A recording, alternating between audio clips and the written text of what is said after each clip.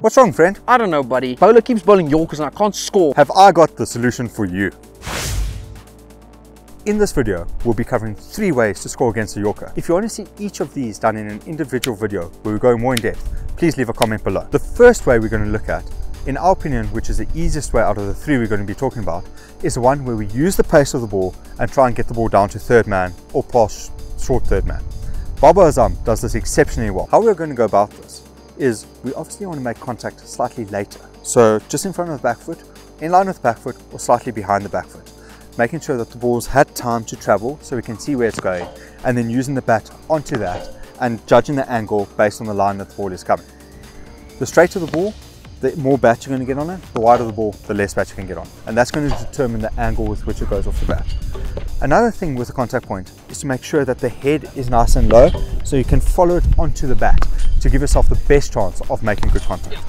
The second shot we're going to look at is where we try to be point by getting a bit more power through the ball. Virat Kohli does this really well. What you want to do is you want to try and generate a little bit more room than for the previous shot.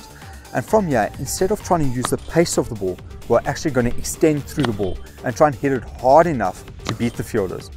Your whole goal in this is to try and beat point, because generally the ball will have enough pace on if the bowler's quick enough to get to the boundary. The contact point for this shot is you're looking to try and get it slightly more on the full or slightly after it has bounced. So you can work forward and try and hit it if you can get on the full toss, or looking to get it more on the back foot so you can generate the hands more towards the line of point. It's important to know that you're looking to try and still hit through the ball with the full face of the bat to generate the power and to try and get those hands in the line. As soon as you open the face, that's the one that's going to go down to third man again. For the third one, we felt that this was potentially the most difficult one because it takes a lot of bravery to get it right.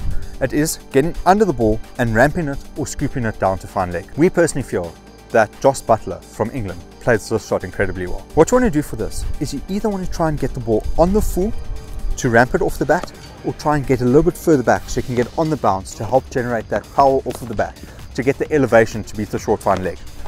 It's important to know that you need to get your head into line, and this is where the bravery part comes from, because you have to be willing to risk missing the ball to make sure that you can hit it and that the ball will hit you if you do miss it.